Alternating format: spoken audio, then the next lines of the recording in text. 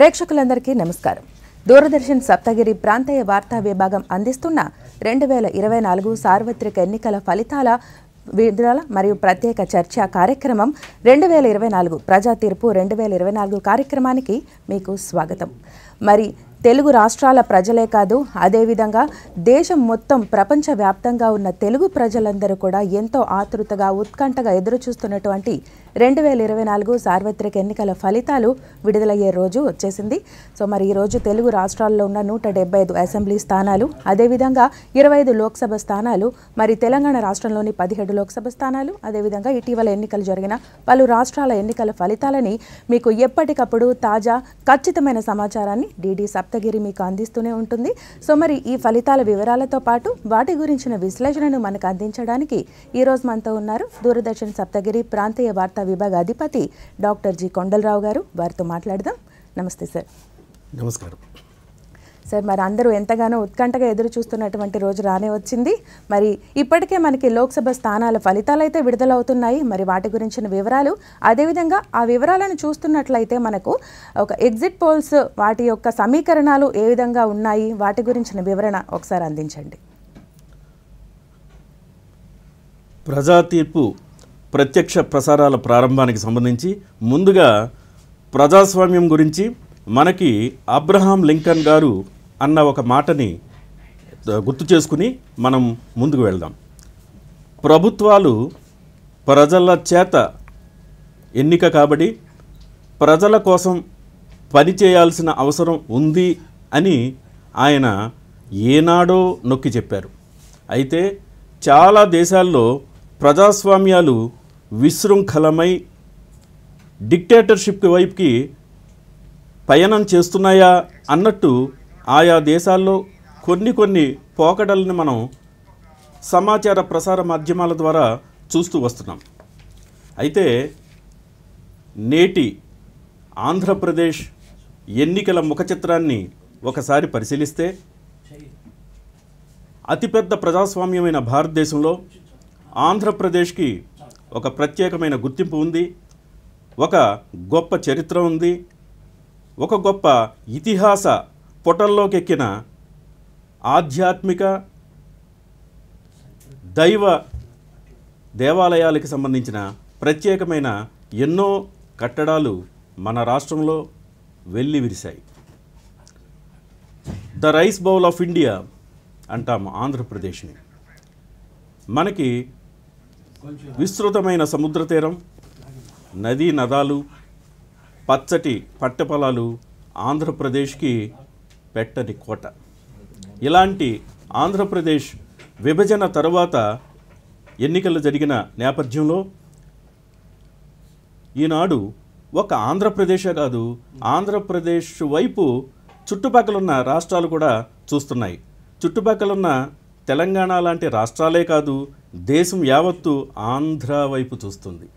దేశం యావత్తు కానే కాదు, ప్రపంచం దృష్టి నేడు ఆంధ్రప్రదేశ్ ఎన్నికల ఫలితాలపై దృష్టి పెట్టింది అని చెప్పడానికి ఏమాత్రం సందేహం లేదు.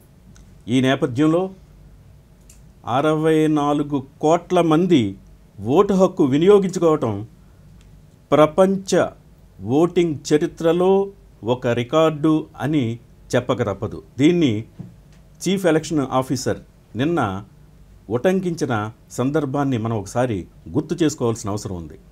ఈసారి ఎన్నికల్లో ఎన్నో ప్రత్యేకతలు ఉన్నాయి. ఈసారి ఎన్నికలు నిశ్శబ్ద వాతావరణంలో జరిగినాయి. నిశ్శబ్ద ఓటింగ్ జరిగింది.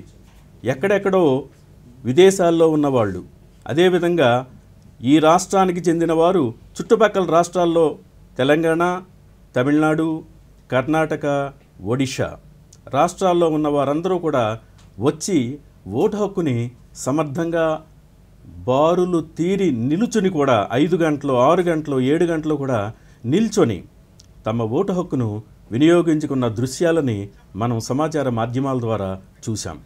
అదేవిధంగా ఎక్కువ వయసున్నవారు, 100 సంవత్సరాలు దాటిన వాళ్ళు కూడా ఓటు హక్కుని ముందుకొచ్చి వినియోగించుకున్నారు. అదేవిధంగా ఫస్ట్ టైం ఓటర్స్ అంటాం, మొదటిసారి తమ ఓటు హక్కు వినియోగించుకున్న వారు కూడా ఎంతో ఉత్సాహంగా, ఆనందంగా ఓటు హక్కుని వినియోగించుకున్నారు. ఈసారి ఎన్నికల్లో మరో ప్రత్యేకత, పడవల్లో, హెలికాప్టర్లలో, తీగల ద్వారా వెళ్ళలేని ప్రయాణం చేయడానికి కష్టమైన ప్రాంతాలకి వెళ్ళి తమ విధులని నిర్వహించిన సిబ్బందిని మనం ఈసారి గమనించాం. అవును సార్. ఈనాటి చర్చా కార్యక్రమంలో కొండలరావు గారితో పాటు మనతో పాల్గొననున్నారు ఆచార్య నాగార్జున యూనివర్సిటీ ప్రొఫెసర్ గుజ్జు చెన్నారెడ్డి గారు. నమస్తే సార్. నమస్కారం సార్. వెల్కమ్ టు ప్రజా తీర్పు 2024 కార్యక్రమం. సో మన కొండలరావు గారు చెప్పినట్టు మనకి రికార్డు సృష్టించింది. ఎన్నికలు 64 కోట్ల మంది ఓటు హక్కును వినియోగించుకున్నారు అనేది ప్రపంచ రికార్డు. మరి అదేవిధంగా ఎగ్జిట్ పోల్స్ మనకి వివిధ రకాల మిశ్రమ సర్వేలను అయితే అందించాయి. మరి అంతేకాకుండా ఇప్పటికే మనకి లోక్సభ స్థానాల ఫలితాలు అయితే విడుదలవుతున్నాయి. వీటిపైన మీ అభిప్రాయం ఒకసారి వివరించండి. ఇప్పుడే డాక్టర్ కొండలరావు గారు చెప్పినట్టు ప్రపంచంలో ఇది ఒక పెద్ద ప్రజా సంబంధ యాత్ర. ఏదైనా ఒక ప్రజాస్వామ్య దేశంలో ఇది ఒక పండగ. దానికి ఒక ఉదాహరణగా మీకు చెప్తాను. భారతదేశంలో ఈ సార్వత్రిక ఎన్నికలు 18వ లోక్సభ సార్వత్రిక ఎన్నికలు జరుగుతున్నాయంటే ప్రపంచవ్యాప్తంగా 23 దేశాల ప్రతినిధులు ఇక్కడ ఎలా ఎన్నికలు జరుగుతున్నాయి, ఇక్కడ ప్రజలు ఏ విధంగా ఎంత ఉత్సాహంగా ఓట్లు వేస్తున్నారని చూడటానికి వచ్చారంటే ప్రపంచవ్యాప్తంగా ఈ భారతదేశంలో జరుగుతున్న ఎన్నికలకి ఎంత ప్రాధాన్యత ఉన్నదో మనం గుర్తించుకోవచ్చు. అలాగే 5 ఏళ్లకు ఒకసారి వచ్చే ఈ ఎలక్షన్లో ముఖ్యంగాను అటు పార్లమెంటుకి కానీ ఇటు అసెంబ్లీకి కానీ మన ఆంధ్ర రాష్ట్రంలో చాలా కాలం నుండి అటు పార్లమెంటుకి ఇటు అసెంబ్లీకి రెండింటికి కలిపి ఒకేసారి ఎన్నికలు జరగడం మనం చూస్తున్నాం. ఈ సందర్భంగా ఆంధ్రప్రదేశ్ వరకు గమనిస్తే తెలుగు మాట్లాడే ప్రజలు, తెలుగు వాళ్ళు ప్రపంచవ్యాప్తంగాను కొన్ని పదుల దేశాల్లో ఉన్నారు. వారు మనం ఈసారి జరిగిన ఎన్నికల్లో మనం గమనిస్తే చాలా దేశాల నుండి, అమెరికా నుండి, యూకే నుండే కాకుండా చాలా దేశాల నుండి తెలుగు వాళ్ళు ఓట్లు వేయడానికి ప్రత్యేకంగా మన రాష్ట్రం రావటం మనం గమనించాం. ఇది ఒక మంచి పరిణామం అని చెప్పొచ్చు. ఇది ప్రజాస్వామ్య విజయమే. అయితే ఈరోజు ఈ కౌంటింగ్ ఏదైతే జరుగుతుందో దీని మీద చాలా ఆసక్తి ఉంది. భారతదేశం మొత్తం మీద జరుగుతున్న కౌంటింగ్ మీద ఒక రకమైన ఆసక్తి అయితే తెలుగు రాష్ట్రాల్లో ముఖ్యంగా ఆంధ్రప్రదేశ్లో జరుగుతున్న కౌంటింగ్ మీద చాలా ఆసక్తి ఉంది. ఈసారి ఎన్నికల కమిషన్ కూడా అనేక రకమైన ఏర్పాట్లు చేసింది. ముఖ్యంగా మనం గమనిస్తే 85 సంవత్సరాలు దాటిన వృద్ధులకి హోమ్ ఓటింగ్ అనే ఒక ప్రత్యేకమైన కార్యక్రమం చేయడం ఇది ఆహ్వానించదగ్గ విషయమే. అలాగే పోస్టల్ బ్యాలెట్ ఓట్లు కూడాను చాలా వరకు అందించారు. ఎప్పుడు లేనంత ఎక్కువగా పోస్టల్ బ్యాలెట్లు కూడా నమోదైనట్టు మనకి సమాచారం అందింది. కాబట్టి పోస్టల్ బ్యాలెట్ లెక్కింపు కూడా ప్రారంభమైంది. దేశవ్యాప్తంగాను రాష్ట్ర వ్యాప్తంగాను ముఖ్యంగా తెలుగు ప్రజలు ఎంతో ఉత్కంఠగా ఈ ఎన్నికల ఫలితాల కోసం ఎదురు చూస్తున్నారు. ఇది ఖచ్చితంగాను ఎన్నికల సంబరమే అని మనం చెప్పొచ్చు. ఈ సంబరం ముగియడానికి ఈరోజు మనం చివరి రోజుగా మనం చెప్పుకోవచ్చమ్మా. Exactly sir. కొండలరావు గారు, ఇప్పుడు చెన్నారెడ్డి గారు చెప్పినట్టు మనకి పోస్టల్ బ్యాలెట్ అంటే పోస్టల్ బ్యాలెట్ విషయంలో ఒక చిన్న విషయం అయితే జరిగింది, చిన్న సంఘటన. పోస్టల్ బ్యాలెట్ ఓట్ల లెక్కింపు గురించిన సంఘటన మీద మనకి హైకోర్టు అధికార పార్టీకి వ్యతిరేకంగా, సుప్రీంకోర్టు కానివ్వండి, వ్యతిరేకంగా తీర్పు అయితే వచ్చింది. దీని గురించి ఒకసారి మీ వివరణ. ప్రజాస్వామ్య వ్యవస్థలో ఎన్నికలకు సంబంధించిన విధి విధానాల్లో, ప్రక్రియలో పోస్టల్ బ్యాలెట్ అనేది చాలా కీలకమైంది. ఒకనొకప్పుడు పోస్టల్ బ్యాలెట్కి వందల సంఖ్యలో, పదుల సంఖ్యలో ఓట్లు వస్తుండేవి. అయితే రాను రాను ప్రజలకు అవగాహన పెరగటం, అదేవిధంగా ఎన్నికల సంఘం ఈ ఎన్నికల ప్రక్రియకు సంబంధించిన పలు అంశాలని సమాచార ప్రసార మాధ్యమాల ద్వారా, పత్రికల ద్వారా ఎప్పటికప్పుడు తెలియజేయటం కారణంగా, అదేవిధంగా ఓటర్లకి చాలా అవకాశాలను ఇవ్వటం కారణంగా ఈసారి పోస్టల్ బ్యాలెట్కి లక్షల సంఖ్యలో ఓట్లు చేరుకోవటం అనేది ఈసారి ఎన్నికల్లో ఒక ప్రత్యేకమైన కీలకమైన అంశంగా కూడా పోస్టల్ బ్యాలెట్ ఈరోజు మనకు కనపడుతుంది. అయితే ముందుగా పోస్టల్ బ్యాలెట్కి సంబంధించిన దాన్ని సంఖ్యని సరి చూసుకోవడంతో పాటుగా వాటి ఓట్లని లెక్కింపు, పోస్టల్ బ్యాలెట్ ఓట్ల లెక్కింపుతో పాటు ప్యారలల్గా మరోవైపు మామూలు ఓట్లు ఈవీఎంల ద్వారా వచ్చే ఓట్ల లెక్కింపు కూడా ఒకేసారి జరిగే ప్రక్రియ ఉదయమే ప్రారంభమైంది.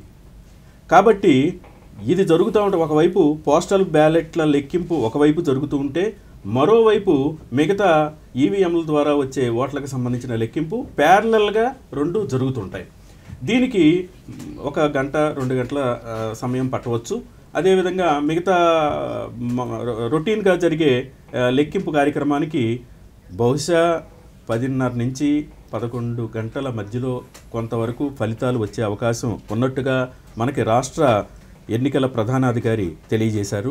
ఆయన నిన్న దూరదర్శన్తో ప్రత్యేకంగా మాట్లాడుతూ సుమారు 12-1 గంట ప్రాంతానికి ఒక నిర్దిష్టమైన మనకి ఫలితం తెలియవచ్చు అనే విషయాన్ని ఆయన నిన్న ప్రత్యేకించి ఉటంకించిన సందర్భం.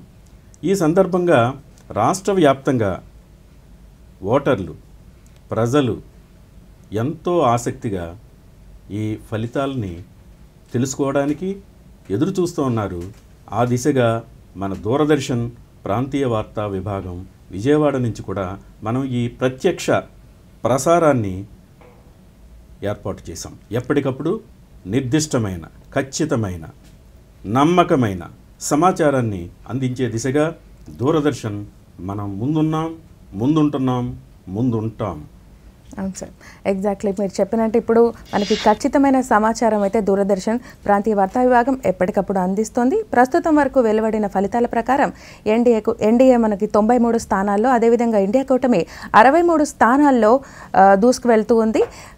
మొదటి నుంచి కూడా ఫలితాలు వెలువడిన ప్రారంభం నుంచి కూడా ఎన్డీఏ ముందంజలో ఉంటూ కనిపిస్తోంది. మరి ఈ అంకెల గారడి, ఈ సమీకరణాలు మరి ఎంతవరకు ఇలాగే కొనసాగుతాయి, లేదంటే మరి మూడవసారి కూడా మరి కేంద్రంలో నరేంద్ర మోడీ ప్రభుత్వం అధికారం తీసుకునే అవకాశం ఉందా? ఒకసారి వివరించండి కొండలరావు గారు. ఎగ్జిట్ పోల్ సర్వేలకు సంబంధించి మనం పరిశీలిస్తే చాలా వరకు అన్ని సంస్థలకి సంబంధించిన ఫలితాలు మీరు చెప్పినట్టుగా అటువైపే మొగ్గు చూపుతూ వచ్చాయి. అయితే ఇప్పుడు చూస్తున్న సంఖ్య 93 నుంచి 94కి దూసుకు వెళ్ళిపోతుంది ఎన్డీఏ. ఇండియా కూటమి 67 వరకు వచ్చినట్టుగా మనం గణాంకాలు తెలియజేస్తున్నాయి. ఈ సంఖ్య ఇంకొక 30 నిమిషాలు, ఒక 40 నిమిషాలు మనం ఆగితే మనకి ఈ రెండిట్ల మధ్యలో మరికొంత బేరీజు వేసుకునే అవకాశం ఉంటుంది. ఎందుకంటే ఒక ప్రారంభంలో ఒక్కొక్కసారి ఎగసిపడిన అలలు అంటాం. ఎలక్షన్లో ఎగసిపడే అలలు కనిపిస్తాయి, ఎబ్ అండ్ ఫ్లో. తర్వాత వెనక్కి తగ్గే ఇది ఉంటుంది. కాబట్టి మనం అంత ఖచ్చితంగా మనం ఒక నిర్ణయాన్ని చెప్పలేము, ఒక నిర్ణయానికి రాలేము కూడాను. 11-11:30 ఆ సమయం వరకు మనం ఎదురు చూస్తే సుమారుగా ఒక నిర్దిష్టమైన ఒక చెప్పదగిన సంఖ్యకి ఆయా పార్టీలు చేరే అవకాశం ఉంటుంది. అవును సార్. చెన్నారెడ్డి గారు, ఒకసారి మీరు వివరించండి. ఇప్పుడు మనకి ఎగ్జిట్ పోల్స్ ఫలితాలను బట్టి లోక్సభ స్థానాలు అయితే వాటి ఫలితాలు వెలువడుతున్నాయి. మరి వాటి ఫలితాలే ఆ సమీకరణే నిజమైతే మరి అసెంబ్లీ స్థానాల ఫలితాల్లో కూడా ఇదే నిజమవబోతుందా, లేదంటే మరి ఏమన్నా మార్పు ఉండే అవకాశం ఉందంటారా? ఎగ్జిట్ పోల్ ఫలితాలు దేశవ్యాప్తంగా మనం చూస్తే ఈసారి ఒక రకమైన గందరగోళమైన ఎగ్జిట్ పోల్ ఫలితాలు వచ్చినట్టు మనకు కనిపిస్తున్నాయి. నిజానికి ఎన్డీఏకి ఎగ్జిట్ పోల్లో దేశవ్యాప్తంగాను మెజారిటీ దాదాపు అన్ని పార్టీలు చూపించిన, అక్కడ ఇండియా కూటానికి 2వ స్థానంలో చూపించిన, ఆంధ్రప్రదేశ్ వరకు వస్తే ఖచ్చితంగా గందరగోళం ఉందనే మనం చెప్పొచ్చు. ముఖ్యంగా దేశవ్యాప్తంగా జరిగిన సర్వేలలో చాలా వరకు ఎన్డీఏ కూటమి ఏదైతే ఉందో అక్కడ ఆంధ్రప్రదేశ్లో ఆ ఎన్డీఏ కూటమికి ఎక్కువ సీట్లు వచ్చే అవకాశం అని చెబితే, రాష్ట్ర వ్యాప్తంగా తెలుగు రాష్ట్రాల్లో జరిగిన సర్వేల్లో ఇక్కడ వైసీపీ గెలిచే అవకాశం ఉందని మనకి ఎగ్జిట్ పోల్ తెలియజేస్తూ ఉన్నాయి. ఆ మధ్య గమనిస్తే ఈ కొంతమంది ఎవరైతే ఈ ఆస్ట్రాలజర్స్ ఉంటారో వాళ్ళు కూడాను ఒక నలుగురు, ఒక టీవీలో నేను గమనించా, వాళ్ళేమో ఈ భవిష్యత్తు అని చెప్పేవాళ్ళు నలుగురు, ఇద్దరు ఒక పార్టీ వైపు, ఇద్దరు ఒక పార్టీ వైపు చెప్తా ఉన్నారు. మొత్తం మీద ప్రజలకి చాలా గందరగోళం అయితే ఉంది. ఈ ఫలితాలు మెల్లమెల్లగా ఒక్కొక్కటి వస్తే తప్ప క్లారిటీ లేదు. ఎగ్జిట్ పోల్ ఆంధ్రప్రదేశ్ వరకు వస్తే అటు కూటమికి కానీ ఇటు వైసీపీకి కానీ సగం చీలిపోయినట్టు కనిపిస్తూ ఉన్నాయి. అందుకు ప్రజలంతా కంప్లీట్గా గందరగోళంలో ఉన్నారు. గతంలో ఒక 10-15 ఏళ్ల క్రితం మనం గమనిస్తే ఎగ్జిట్ పోల్లో ఏవైతే ఫలితాలు వచ్చాయో దాదాపు అవే ఫలితాలు ఎగ్జాక్ట్ పోల్లో రావటం మనం జరిగింది. అయితే ఈసారి కొన్ని సంస్థలు అవేమో పార్టీల ప్రమేయంతో ఎగ్జిట్ పోల్ జరిపాయని, లేకుంటే ఇంకా రకరకాలైన ప్రలోభాలు ఉన్నాయన్న వార్తలు కూడా మనకు వస్తున్నాయి. ఏదేమన్నా ఎగ్జిట్ పోల్ అంశం ఇంకా ముగిసినట్లే. ఎగ్జిట్ పోల్ నుండి ఎగ్జాక్ట్ పోల్ రిజల్ట్ వస్తుంది కాబట్టి మనం కూడాను కాసేపు 1 గంట 2-3 గంటల్లో పూర్తి వివరాలు ఏ సంస్థ చెప్పిన ఎగ్జిట్ పోల్ ఎంతవరకు కరెక్ట్ అయ్యింది, ఏ సంస్థను మనం విశ్వసనీయంగా చూడొచ్చు అనేది మనం తెలిసే అవకాశం ఉందమ్మా. Exactly sir, thank you. And ఇప్పుడు మనం చూసినట్లయితే మనకు అసెంబ్లీ ఎన్నికల ఫలితాలు వెలువడుతున్నాయి. మనకి మొట్టమొదటిగా టీడీపీ అసెంబ్లీ ఎన్నికల రీడింగ్స్ అయితే వెలువడుతున్నాయి. మొట్టమొదటిగా మనకి టీడీపీ శుభారంభం చేసినట్లు కనిపిస్తోంది. కొండల గారు చెప్పండి, దీన్ని మరి ఒక శుభ సూచికగా చూడొచ్చు అంటారా? ముందు మన టీడీపీ అయితే శుభారంభం చేసింది, దీని మీద మీ వివరణ. ఎన్నికల ఫలితాలని మన రాష్ట్ర అసెంబ్లీకి సంబంధించిన వైపు ఒకసారి దృష్టి సారిస్తే ఓపెనింగ్ అయితే జరిగినట్టు, అది తెలుగుదేశం పార్టీ ఖాతాలోకి వెళ్ళినట్టుగా మనం చూస్తున్నాము. శాసనసభకు సంబంధించి ఈసారి చాలా హోరాహోరీగా పోటీ జరిగింది. ఒకవైపు తెలుగుదేశం, బీజేపీ, జనసేన ఒక కూటమిగా ఒక త్రాటిపైకి వచ్చి యుద్ధం చేయగా, పోటీ చేయగా, రెండో వైపు వైఎస్ఆర్సీపీ మరోవైపు. ఈ పోటీ ముఖ్యంగా ఈ రెండిటి మధ్యలో చాలా ఎక్కువగా జరిగినట్టు మనం చూస్తున్నాం. మరోసారి నేను గుర్తు చేద్దామనుకున్న అంశం, ఈసారి ఎన్నికల్లో రూరల్ అర్బన్ ఓటింగ్తో పాటుగా గిరిజన ప్రాంతాల్లో కూడా ఓటింగ్ చాలా చక్కగా జరిగింది. ఎక్కువ సంఖ్యలో ఒకవైపు గిరిజనులు, మరోవైపు మత్స్యకారులు,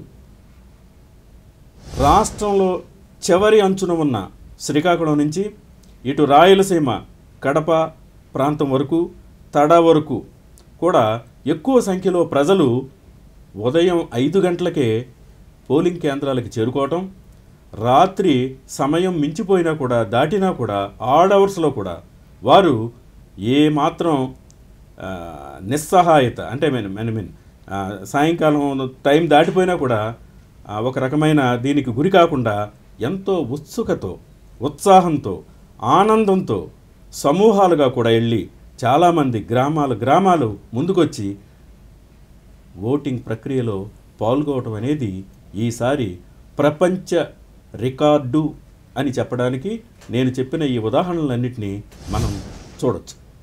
సరే, ఇప్పుడు మనం చూసినట్లయితే దూరదర్శన్ సప్తగిరి మనకి ఎప్పటికప్పుడు ఖచ్చితమైన ఎన్నికల ఫలితాల సమాచారాన్ని అందిస్తుంది. మనకి ఎన్డీఏ కూటమి 120 స్థానాలతో, అదేవిధంగా ఇండియా కూటమి 86 స్థానాలతో, ఇతరు 4 స్థానాలతో ప్రస్తుతం అయితే ఫలితాలు ఈ విధంగా ఉన్నాయి.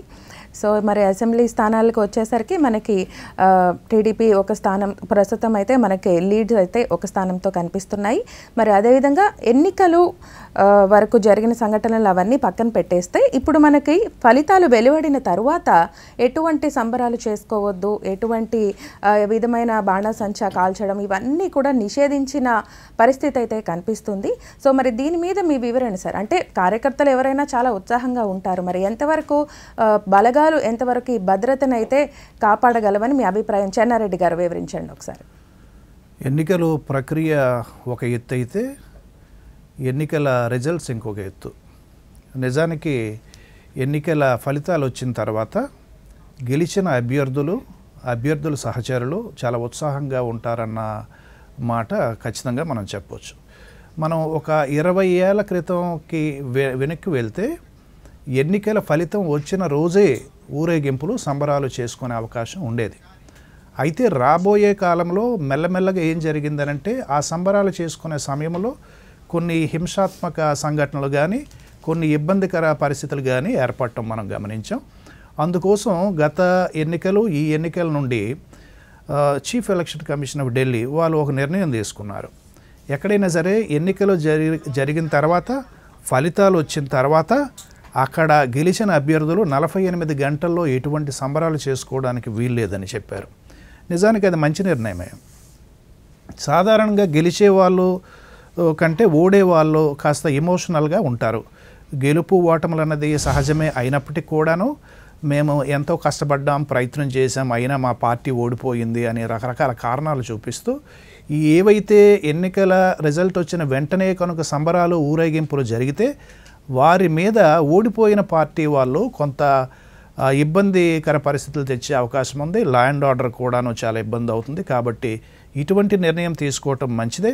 48 గంటలు 2 రోజుల తర్వాత కూడా ఏదైనా ఒక పార్టీ కానీ, ఒక ఎమ్మెల్యే కానీ, ఎంపీ కానీ గెలిచిన అభ్యర్థి మేము సంబరం చేసుకుంటాం లేదా మేము ఊరేగింపు తీసుకుంటామంటే ఖచ్చితంగాను ఆ జిల్లా కలెక్టర్ కానీ లేదా ఆ ఎస్పీకి కానీ సంప్రదించి వారు ఇచ్చిన సూచన మేరకు వారు ఇచ్చిన ప్రాంతంలో మాత్రమే, వారు ఇచ్చిన సమయంలో మాత్రమే అటువంటి ఊరేగింపులు చేసుకోవాలన్న నిబంధన ఉంది. నిజానికి ఇది మంచి పరిణామమే. ఎవరికి వాళ్ళు వదిలేస్తే రకరకాలైన ఇబ్బందులు ఉంటే మనం గమనించాము గత 3-4 వారం రోజుల నుండి ఈ ఎలక్షన్ ప్రక్రియ ఎక్కడైతే ఈ ఓటింగ్ కౌంటింగ్ జరుగుతుందో ఆ కౌంటింగ్ కేంద్రాల్లో కూడాను సిఆర్పిఎఫ్ బలగాలతో పాటు రాష్ట్ర బలగాలతో పాటు అనేక రకమైన చర్యలు ఎందుకు తీసుకున్నారంటే కార్యకర్తలు ఎమోషనల్గా ఉంటారు, గెలిచిన వాళ్ళు ఎమోషనల్గా ఉంటారు, ఓడిపోయిన వాళ్ళు ఎమోషనల్గా ఉంటారు. కాబట్టి అక్కడ కలెక్టర్లు కానీ అక్కడున్న సూపరింటెండెంట్ ఆఫ్ పోలీస్ ఎస్పీలు కానీ వాళ్ళు అనేక చర్యలు తీసుకున్నారు. ఖచ్చితంగా ఇది మంచి చర్యే. ఈ ఎలక్షన్ కమిషన్ తీసుకున్న ఈ చర్యను మనం అందరం హర్షించాల్సిందే. Exactly sir. సో ఇప్పుడు మనకి చూస్తున్నట్లయితే ఎన్డీఏ కూటమి 133 స్థానాల్లో, అదేవిధంగా ఇండియా కూటమి 94 స్థానాల్లో, ఇతరులు 5 స్థానాల్లో ఉన్నారు. మరి ఎన్నికల ఫలితాలపై మరిన్ని వివరాలు అందించడానికి చారి గారు మనతో సిద్ధంగా ఉన్నారు. వారితో మాట్లాడదాం. నమస్తే చారి గారు. నమస్తే. చెప్పండి. ప్రజాస్వామ్య ప్రక్రియలో మన భారతదేశం ఒక విశిష్టమైన స్థానాన్ని పొందింది. ఈసారి అత్యధికంగా ఓటర్లు భారతదేశంలో తమ ఓటు హక్కును వినియోగించుకున్నారు. అయితే ఇక్కడ ఒక ప్రత్యేకమైన విషయం ఏంటంటే భారతదేశం మొత్తంలోనే ఈ ఎన్నికల ప్రక్రియ చాలా సజావుగా సాగినట్టు. ఎందుకంటే ఎక్కడ కూడా రీపోలింగ్ అనేది చాలా తక్కువ ప్రాంతాల్లో ఇక్కడ జరిగింది. ఆంధ్రప్రదేశ్ విషయానికి వస్తే ఎక్కడా కూడా రీపోలింగ్ అనేది లేకుండా ఓటర్లు తమ ఓటు హక్కుని వినియోగించుకున్నారు. చెదురుమదురు సంఘటనలు జరిగినప్పటికీ ఇప్పుడు ఎంతో మంది ఎన్నో గొడవలు జరిగి ఓటింగ్ ఆగిపోయే ప్రక్రియ ఎక్కడా జరగలేదు. అంతా సజావుగా సాగింది. రీపోలింగ్ అనేది లేకుండా ఆంధ్రప్రదేశ్ లో ఒక పెద్ద చక్కటి పరిణామంగా చెప్పొచ్చు. ఇప్పుడు ఎంతో మంది అభ్యర్థులు ఇక్కడ పోటీ పడ్డారు, వేల మంది అభ్యర్థులు పోటీ పడ్డారు. వీళ్ళందరి ఫలితాలు ఇప్పుడు ఈవీఎం లో నిక్షిప్తమై ఉంది. ఇక్కడ కౌంటింగ్ ఆల్రెడీ ప్రారంభమైంది. ముందుగా పోస్టల్ బ్యాలెట్లను ఇక్కడ కౌంటింగ్ చేస్తున్నారు. పోస్టల్ బ్యాలెట్లు అన్ని చోట్ల కూడా వచ్చి ఉన్నాయి. ఆల్రెడీ ఆంధ్రప్రదేశ్ మొత్తంలో 33 కౌంటింగ్ కేంద్రాలను ఏర్పాటు చేశారు. ఈ కేంద్రాలన్నిటికీ కూడా దాదాపుగా 401 హాల్స్ లో ఇప్పుడు ఓటింగ్ అన్ని కూడా తీసుకొచ్చి ఈవీఎం అన్ని కూడా ఓపెన్ చేసి కౌంటింగ్ స్టార్ట్ అయింది. ఆల్రెడీ కొన్ని చోట్ల ట్రెండ్స్ కూడా స్టార్ట్ అయ్యే పరిస్థితి ఉంది. ముఖ్యంగా ఎన్డీఏ ఇక్కడ ఒక శుభ సూచకంగా ఒక స్థానంలో ముందంజలో ఉన్నట్టుగా మనకు సమాచారం అందుతోంది. ఆంధ్రప్రదేశ్ విషయానికి వస్తే ఇక్కడ కౌంటింగ్ సంబంధించిన పూర్తి ఏర్పాట్లు చేశారు. అన్ని చోట్ల కూడా ప్రతి కౌంటింగ్ సెంటర్ లో కూడా 3 అంచెల భద్రతను ఏర్పాటు చేశారు.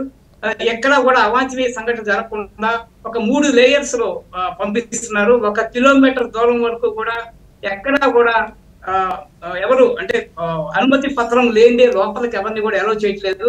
అభ్యర్థులు వాళ్ళ తాలూకు ఏజెంట్లు మాత్రమే ఏర్పాటు చేస్తున్నారు.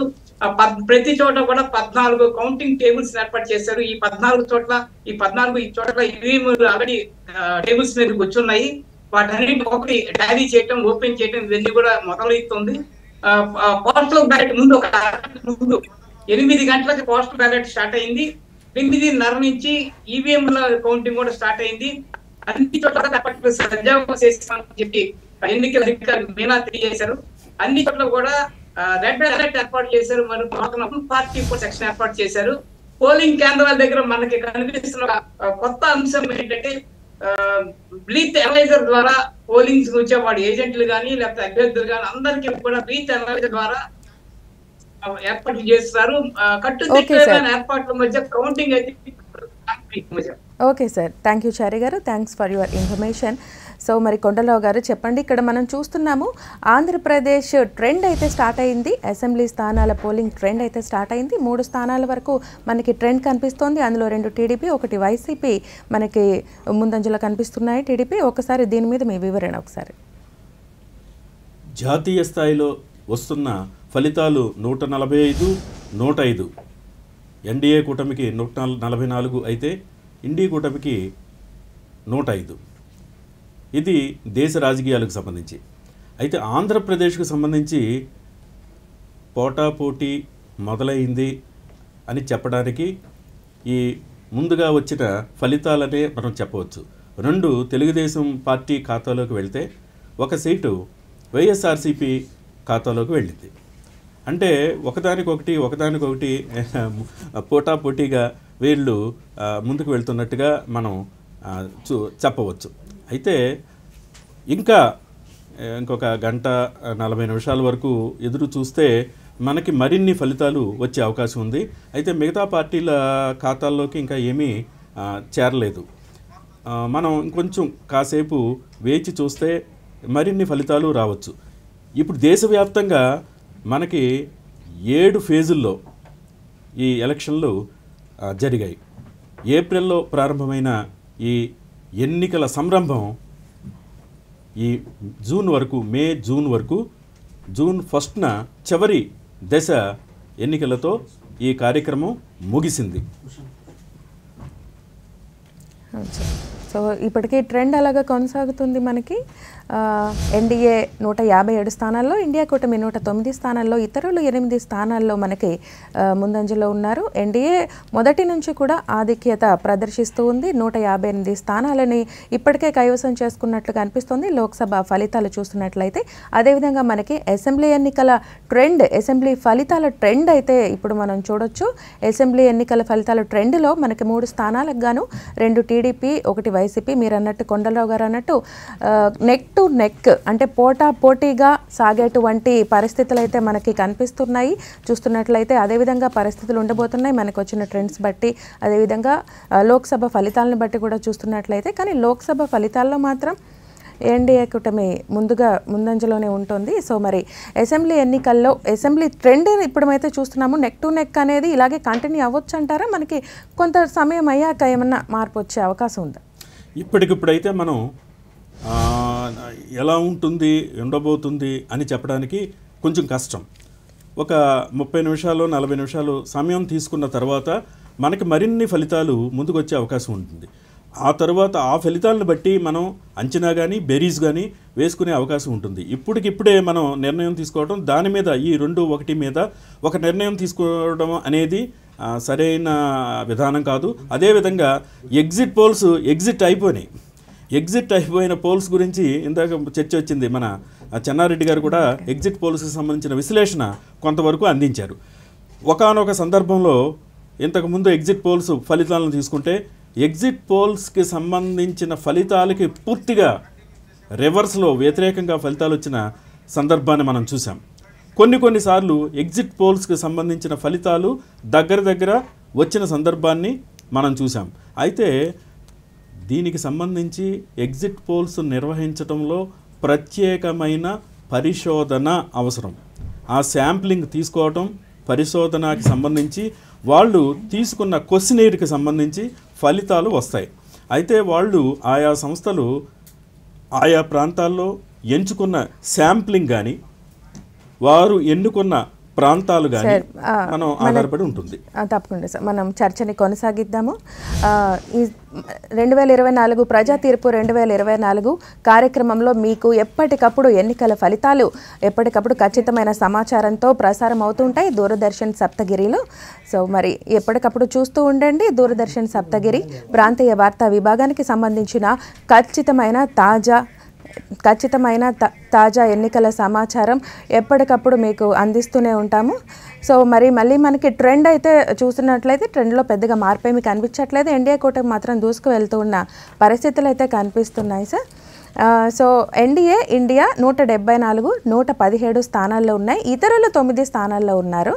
మరి అదేవిధంగా ఇంకా మనకి లోక్సభ ఎన్నికలు ఆంధ్రప్రదేశ్లో ఈ ఫలితాలు మనకి ఏ విధంగా ఉండబోతున్నాయి అనేది, అంటే ఆంధ్రప్రదేశ్కి సంబంధించిన లోక్సభ ఎన్నికల ఫలితాలు ఏ విధంగా ఉండబోతున్నాయి అనేది ఒకసారి వాటి గురించి వివరించండి సార్. ఆంధ్రప్రదేశ్ ఎన్నికలకు సంబంధించి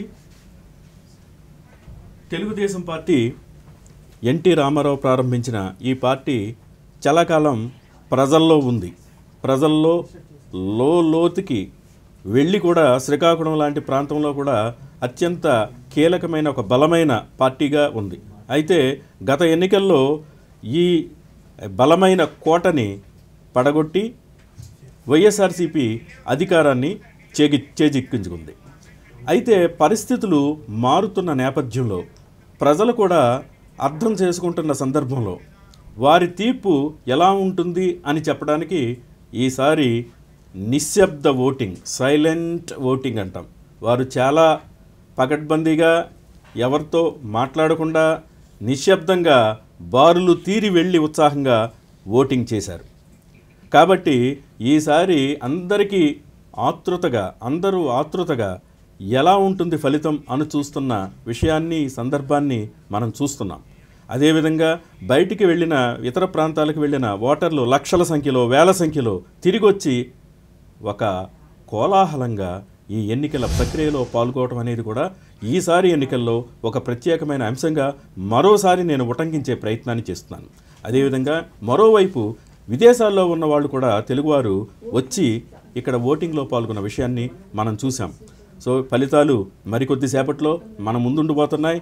ఎవరు విజేతలో ఎవరు పరాజితలో మనకు తెలుస్తుంది. సార్, అదే మనం చూసినట్లయితే ఇప్పుడు మహిళలు అత్యధిక శాతం, పురుషుల కన్నా కూడా మహిళల ఓటింగ్ శాతం మనకి ఎక్కువగా పోలైంది. సో మరి ఆ ఓటింగ్ శాతం గురించి మహిళలలో వచ్చిన అవేర్నెస్ కోసం ఒకసారి ఒక చిన్న వివరణ. అలా ఇది ముఖ్యమైన అంశం. ప్రజాస్వామ్య వ్యవస్థలో మహిళలకు కూడా సమానమైన పాత్ర ఉంది. ఆ విధంగా మహిళలు అన్ని రంగాల్లో విద్య, వైజ్ఞానిక, సాంకేతిక, రోదసి, రైల్వే, ఏ రంగంలో చూసినా రాజకీయ రంగాల్లో కూడా వాళ్ళు ముందొస్తూ ఉంటున్నారు. ఈనాడు వారికి సంబంధించి కూడా ప్రత్యేకమైన పథకాలు, ప్రత్యేకమైన ప్రణాళికలు, ప్రత్యేకమైన అంశాలతో ప్రభుత్వాలు ముందుకు వస్తున్నాయి. ఆ దిశగా ఈసారి అత్యధిక సంఖ్యలో మహిళలు ముందుకొచ్చి ఓటింగ్లో పాల్గొన్న అంశాన్ని మనం చూసాం. సో మహిళా ఓటింగ్ కూడా ఈసారి ఎన్నికలని ప్రభావితం చేయడంతో పాటు మెజార్టీని ప్రభావితం చేసే ఒక ముఖ్యమైన అంశంగా చెప్పక తప్పదు. తప్పకుండా సార్. మనం ఈ ప్రజా తీర్పు 2024 చర్చా కార్యక్రమం కొనసాగుతూనే ఉంటుంది. మరి మనకి కొండలరావు గారి విశ్లేషణ మీకు అందిస్తూనే ఉంటారు. మరి ఖచ్చితమైన ఎన్నికల ఫలితాల సమాచారంతో పాటు ఇప్పుడు దూరదర్శన్ సప్తగిరి వార్తలు మీకు అందించబోతున్నారు. Over to studio.